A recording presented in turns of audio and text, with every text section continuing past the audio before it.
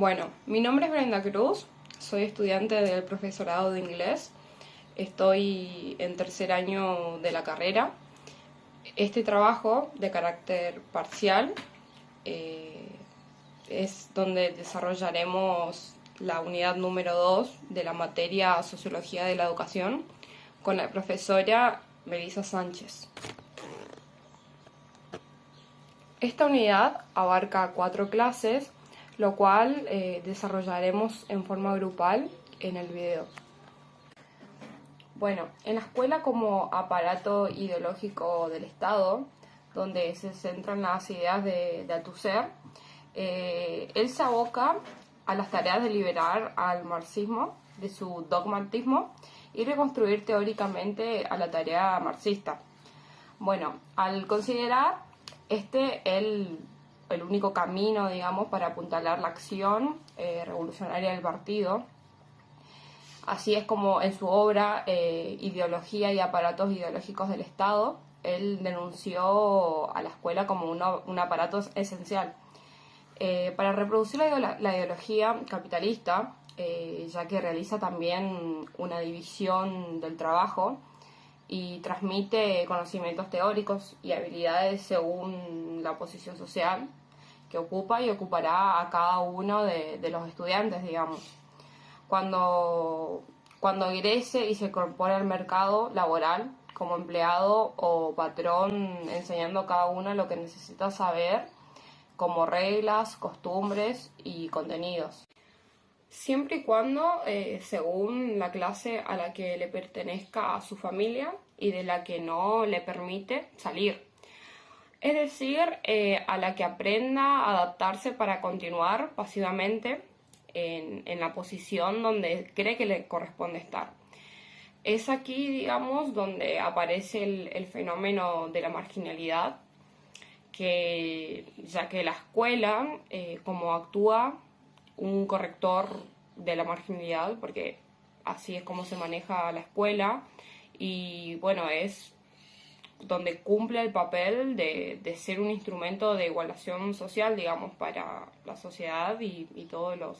Bueno, cuando hablamos de la escuela dualista, que aquí aparece la escuela dividida, habla sobre que la escuela no puede ser una en una sociedad de clases. Es decir, digamos, la división social del trabajo es la responsable del fracaso escolar, pero los culpables de este fracaso no son los alumnos, ni los profesores, ni la escuela en sí, sino que ellos son víctimas. Hoy en día existe una división capitalista entre 2 redes de educación, que la primera habla sobre la primaria profesional, que allí es donde se encuentran los alumnos de origen pobre, y ahí es donde se estimula la aceptación de la clase burguesa. Digamos, se llega a la conclusión que de la escolaridad básica no acaba con la división de las clases sociales, sino que profundiza en ellas. Bueno, y después nos encontramos con la secundaria superior, que tiene como fin reproducir los intereses de la burguesía. Pero también se distinguen por las prácticas escolares, como la continuidad progresiva, y son graduadas, digamos. Aquí es donde se adquieren los valores de la burguesía llamados la dominación, que aparecen las 2 redes que se corresponden con la división social del trabajo y más con la división existente entre el trabajo manual y la intelectual. Ahora, cuando nos preguntamos, ¿es posible articular la escuela con los intereses dominados?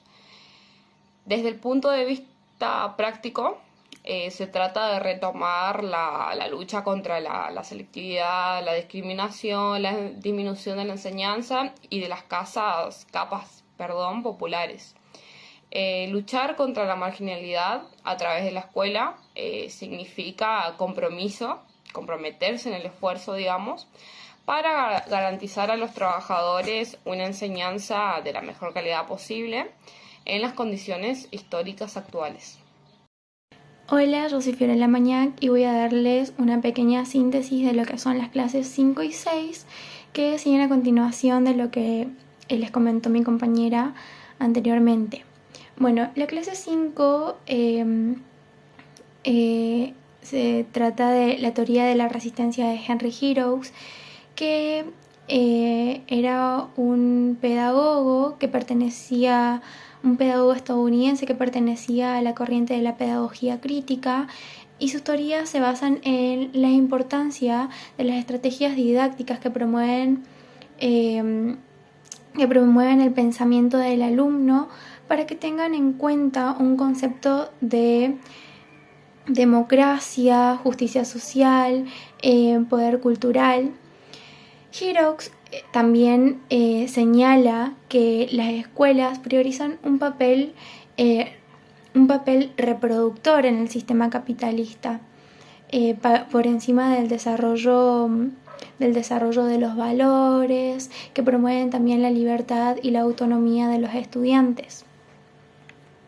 Giroux también reconoce la lucha social por los intereses que identifican a los grupos sociales, las prácticas sociales dominantes y la posibilidad de resistir en las prácticas sociales, que suele ser un hecho que ocurre cotidianamente en las escuelas. Las teorías de Giroux de la resistencia y la producción cultural elaboran un discurso partiendo desde las teorías de la reproducción que regulan a los seres humanos a un papel pasivo dentro de la sociabilización. Giroux basa su propuesta en el concepto de la concientización, que critica la visión de Bourdieu, que no deja espacio para el cambio social. La parte de la pedagogía de Giroux trata acerca del involucramiento de los docentes en la contestación y en la lucha en contra del carácter tradicionalista y de carácter tradicionalista y reproductivo de las escuelas, donde las ideologías dominantes se perpetúan y justifican,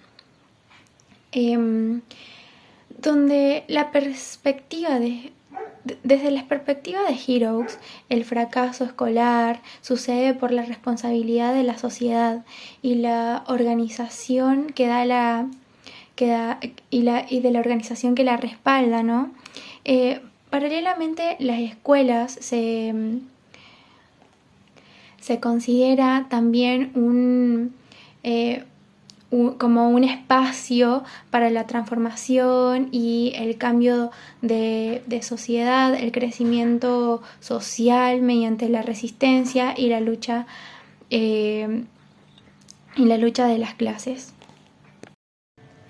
En esta clase, que es la última, se desarrollan algunos de los aspectos y pensamientos que tuvo Paulo Freire.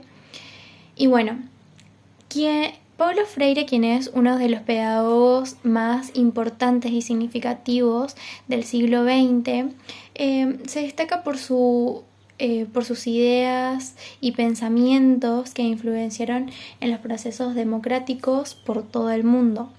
Su mayor pensamiento decía que saber enseñar no es transmitir conocimiento, sino crear las posibilidades para su propia producción o creación. Freire también es conocido como uno de los pedagogos de los oprimidos, y en su trabajo se ocupó de las personas que no sabían desenvolverse en un mundo de signos escritos, de símbolos, y entre ellos un mundo de conocimientos y el de conciencia.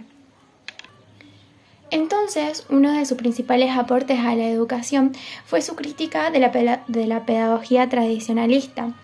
En tanto esto no proporciona un ambiente abierto y democrático en el cual desarrollar las herramientas para formar sujetos críticos y pensantes, En ese momento fue donde Freire hizo su crítica que se llamaba la educación bancaria, que se entiende por ser una crítica a la pedagogía autoritaria, centrada en la figura del maestro y que también nos centra en la figura del alumno.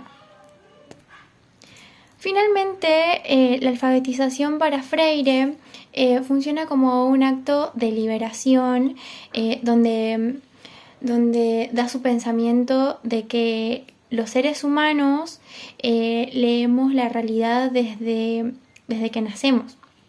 Es decir, que se entiende a la alfabetización como una conquista que hace el hombre de su palabra, y que esto conlleva a la conciencia del derecho,